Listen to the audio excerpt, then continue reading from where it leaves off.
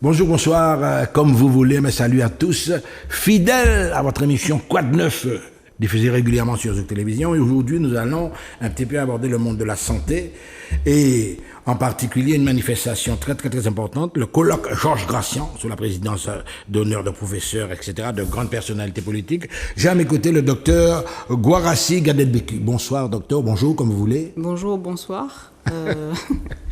Alors, ce grand colloque, il a été initié par qui, quoi? Par qui? Alors, le colloque a été initié par le barreau de Fort-de-France. Il y avait déjà eu un premier colloque qui a été fait en 2021, sous l'égide du bâtonnier, pour rendre hommage avec la ville du Lamentin à monsieur Georges Gracian, qui était avocat déjà de formation, et puis qui a été maire du Lamentin pendant 30 ans et qui était un fervent défenseur des droits des Martiniquais, en fait. Et donc, pour lui rendre hommage, il y a eu un premier colloque qui s'est tenu en 2021 où on a parlé de la liberté de parole de l'avocat dans la cité. Voilà. Et pour cette deuxième édition, le barreau de Fort-de-France s'est associé à mon association, qui est Alliance Santé Martinique. Alliance Santé Martinique, très important. Oui. Alliance Santé Martinique, qui est née pendant la période Covid, en fait. Vous êtes président? Non, c'est le docteur Ordveiller qui est présidente. Et elle sera là pendant le colloque. Oui. Et on a voulu, à son initiative, parler de la liberté de parole et à l'épreuve du Covid-19, toujours en honneur à la mémoire de monsieur Georges Gracian. Alors je précise, Georges-Emmanuel Germani, bâtonnier de l'Ordre des avocats de Martinique, donc on connaît très bien. Et là, il s'agit de libérer la parole à l'épreuve de la Covid-19. La symbolique de la parole libérée. Est-ce à dire que la parole était muselée par opposition, contrôlée, on va dire. On n'avait pas la possibilité de dire ce qu'on voulait, quoi.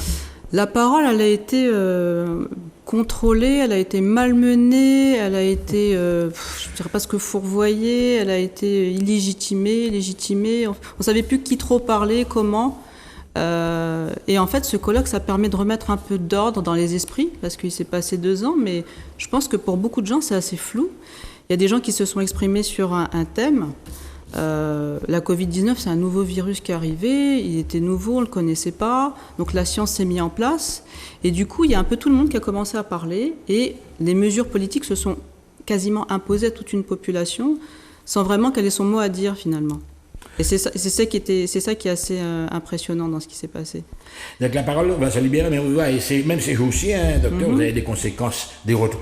Par exemple, je vois Didier Raoult, il est malmené, etc. Bref, il n'y a pas une confusion dans l'esprit des gens à certains moments? Je pense que oui. Là, avec le colloque, déjà on a des invités prestigieux et qui sont pas forcément, qui n'étaient pas forcément sur les mêmes, on va dire dans les mêmes opinions au moment de la crise. Le professeur Perron, par exemple, le professeur Salomon, qui ont été sur 2 versions quasiment opposées. Et puis, dans les invités, on a pris des personnalités locales brillantes. Il y aura des sociologues pour discuter de ce qui s'est passé, parce que la voix des Antilles a été une voix qui a été quand même perçue au niveau international pendant toute cette crise. Et donc, la liberté de parole qui a été faite ici, on peut dire qu'elle s'est détachée du reste de ce qui a été fait en France. En fait. France, ouais. Et c'est pour ça que c'est intéressant d'avoir ce débat-là, un petit peu 3 ans après, pour clarifier les choses et puis que chacun s'exprime. Et c'est plutôt un moment d'expression, mais où on sera quand même libre de le dire. Alors une expression libérée, etc., avec on voit des intervenants de qualité. Nous aurons des sociologues, Juliette Esmeralda, Justin Daniel, historien, Henri Joseph, Philippe Nilan, etc. Est-ce à dire, cet événement-là, il est réservé à une table ronde d'initiés, on va dire en quelque sorte, d'intellectuels, mais le grand public? Alors, le grand public, ça sera à l'IMS. Donc, le public est invité et il pourra participer aux tables rondes. Vous aurez l'amphithéâtre de l'IMS, etc. Voilà, exactement. Voilà. Oui. Et ça sera décliné en 4 tables rondes sur les 2 pauses, sur toute la journée. Et donc, le public pourra participer. Donc, moi, j'interviendrai pour passer les micros et les gens pourront poser leurs questions lors de ces tables rondes. Lors des interventions directement interpellées? Alors je pense que ça sera à la fin de chaque table ronde, c'est-à-dire que si vous avez vu le flyer, je ne sais pas si c'est bien décrit, oui.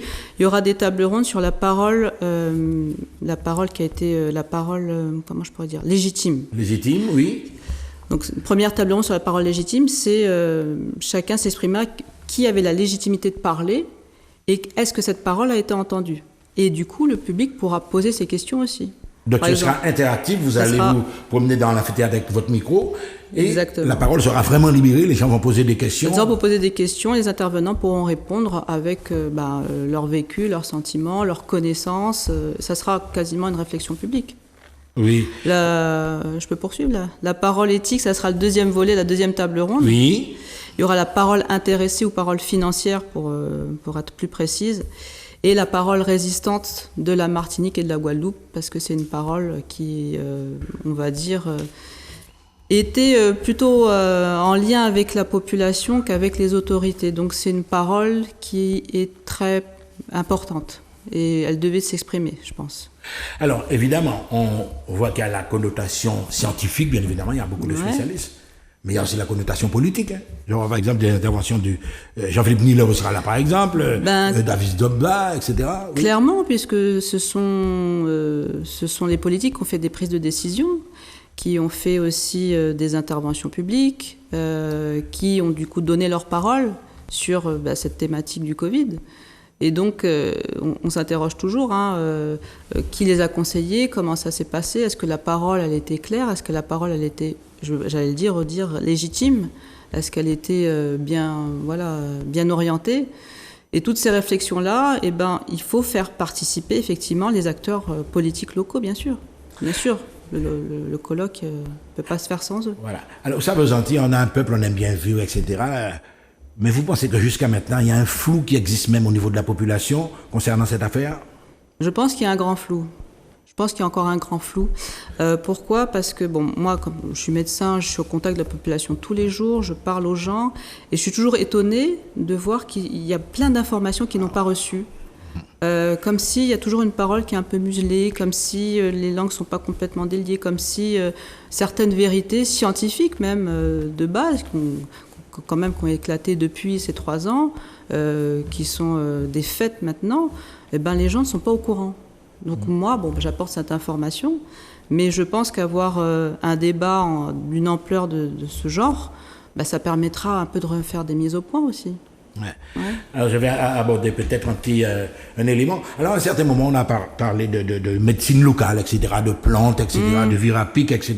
Oui. Est-ce que là encore, il y a eu des difficultés à faire passer ce style de discours?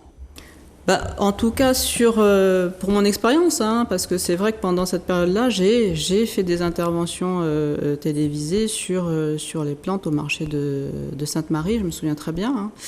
Et je pense qu'ici, c'est vraiment culturel d'utiliser les plantes médicinales. Donc, alors je pense que si on n'en a pas parlé peut-être dans les médias ou que ça n'a pas été valorisé, c'est un fait naturel que les Martiniquais et les Guadeloupéens ont utilisé leurs plantes locales pour se soigner parce que c'est habituel et que c'est comme ça. Excusez-moi docteur, mais dans les traditions séculaires antillaises, ça remonte le jardin. Chaque famille avait son jardin, un petit morceau de terre qu'on laissait que le maître et là, on cultivait les plantes, les simples, ça s'appelait les simples. Il y avait des marchandes de simples qui allaient sur le marché le samedi et qui vendaient des plantes, etc. Est-ce que cette pratique-là, vous pensez que... Alors, elle s'est remise à jour pendant la Covid, mais c'est vrai qu'elle a quand même été bafouée. Je me souviens par exemple, à la ville du Gros-Morne, il y a quand même eu... Le maire a dû intervenir. Voilà, le maire a dû intervenir juste quand même pour la promotion des plantes locales dans une période de pandémie où je pense qu'il faut aller regarder de tous les abords, tous les bienfaits qui sont connus pour apporter une aide à la population. Et ça, vraiment, j'ai pas compris. Ou alors, j'ai compris à moitié. Oui, mais docteur, vous avez également les plantes, l'utilisation des plantes, la connaissance des plantes, vous êtes de toute façon versé en la matière, mais des fois il y a une question de dosage aussi, c'est peut-être là que le bas blesse, vous ne pensez pas? Alors, dans la pratique, en général, les gens font des sous-dosages, parce qu'il faut quand même une bonne poignée de plantes en général, sauf pour certaines plantes très précises, Mais dans les plantes courantes utilisées ici en Martinique, les gens sont souvent en sous-dosage. Ils mettent juste quelques feuilles ou une petite branche. Oui, 3 feuilles. Vous mettez voilà, 3 feuilles. Alors que bon, moi, quand je fais mes prescriptions, parce que je fais de la phytothérapie, c'est quand même plus fort. Donc on est très loin des risques toxiques quand même. Mais docteur, justement, lorsqu'on vous prescrit 3 feuilles, n'oubliez pas qu'il y a une connotation magico-religieuse dans tout ce que nous faisons. Donc, les gens, c'est pas, il y a une certaine inquiétude, n'est-ce pas? Si nous pas mettez 3, si nous mettez 4, nous morts. Je sais, je les rassure. Après qu'ils se rassurent eux-mêmes, je pense que ce qui fait la force de ce peuple et d'ici, c'est qu'elle a une tradition séculaire, ancestrale. Et quand on se reconnecte à ça, tout va bien. Tout va bien. Donc vous rassurez tout le monde. Moi, je rassure tout le monde. Ouais. Alors, on va revenir sur ça. Alors, vous m'avez dit que le public a la possibilité de... Parce que les gens vont se dire, bon, c'est pas la peine de venir là, qu'on consomme. Donc, les gens eux-mêmes, est-ce que, par exemple, vous allez recueillir des témoignages? Alors, ça vous aurez le micro, vous seriez animatrice aussi. Ça sera moi, ça sera moi la maître de cérémonie, donc j'ai un peu la pression là. Non, par contre, ça sera essentiellement les questions, parce que sinon les débats vont s'éterniser. Vous savez, ici, les gens on aime bien parler, discuter, palabrer, et là, on va quand même laisser la parole en fait aux tables, et les gens pourront poser leurs questions, et il y aura un échange qui se fera des tables rondes vers le public. Voilà. Mais si on commence vraiment à faire des témoignages, etc. On va s'en sortir. On va pas s'en sortir. Oui, mais alors là, voilà, l'initiative en elle-même est brillante. J'espère peut-être que vous allez la reconduire encore, peut-être pas avec les mêmes intervenants, parce qu'à chaque fois. Mais il faut qu'il y ait des images, il faut qu'il y ait des traces de ce grand colloque. Tout sera filmé, il y aura des documents, vous allez monter. Parce que ça, c'est important. Alors j'ai bien compris, on a pris l'initiative de contacter les médias locaux. On attend leur réponse.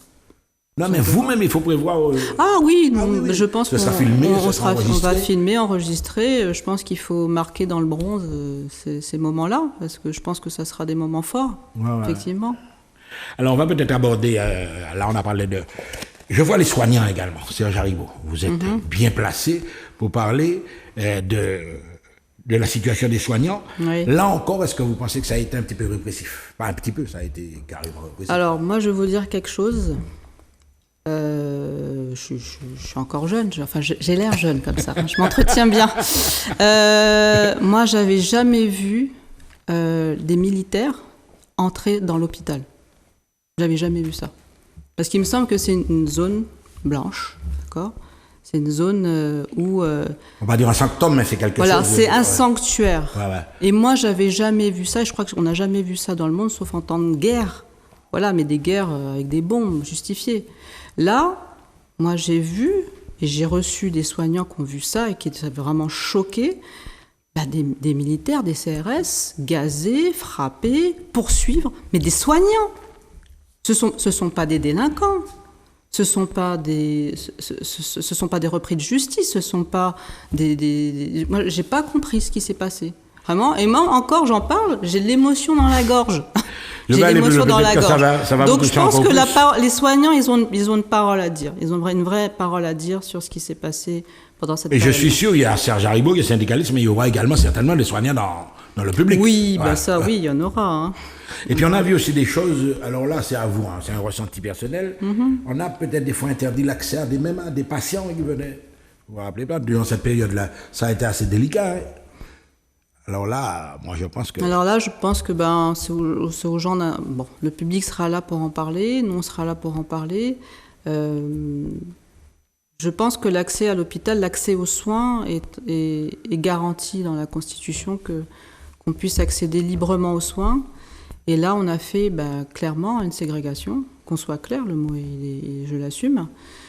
Et est-ce que ça, c'est bien de libérer la parole sur ça, c'est bien que les gens puissent s'exprimer, de voir leur ressenti. Parce que ça a déchiré des familles quand même, tout ça. Évidemment, mais oui, mais c'est pour ça qu'on me pose la question. Donc, ça a des retombées sur toute la famille, ça a des... Voilà, mais ça a bouleversé la société, les rapports humains, même ces histoires de distanciation, de machin, de bidule. C'est vraiment la base de l'humanité, c'est le lien social. C'est vraiment le lien social, c'est l'échange. C'est la solidarité. Au-delà de la cellule familiale. Voilà, au-delà de la cellule familiale, c'est la solidarité. Et là, on nous demandait de faire tout l'inverse. C'est-à-dire de nier notre humanité en 1, 2, 3 mois. Il fallait nier toute notre humanité, même jusqu'à nos enfants. même jusqu'à nos bébés.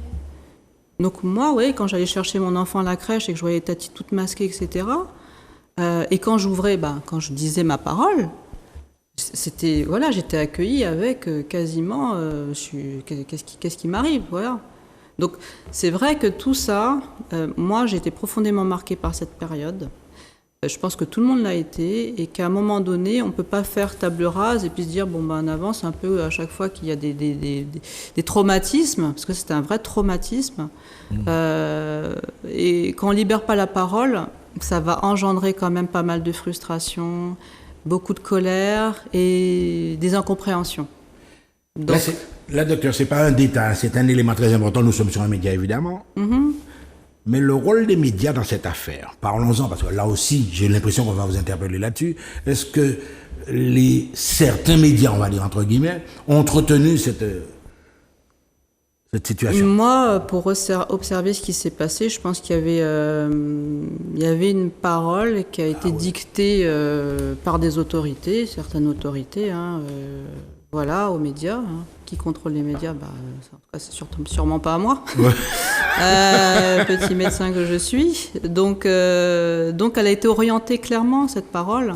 Et c'est vrai que dans tous les invités, il aurait peut-être fallu un invité dans la communication, mais vraiment dans les médias, et que sa parole aussi soit libérée. Ça aurait été très intéressant, je pense. Mais comme vous le dites, mais si vous recevez des instructions, etc., des menaces même à certains moments. Oui, je sais que tous n'étaient pas forcément dans la parole qui était clairement orientée et qu'ils ont dû un petit peu s'auto-censurer.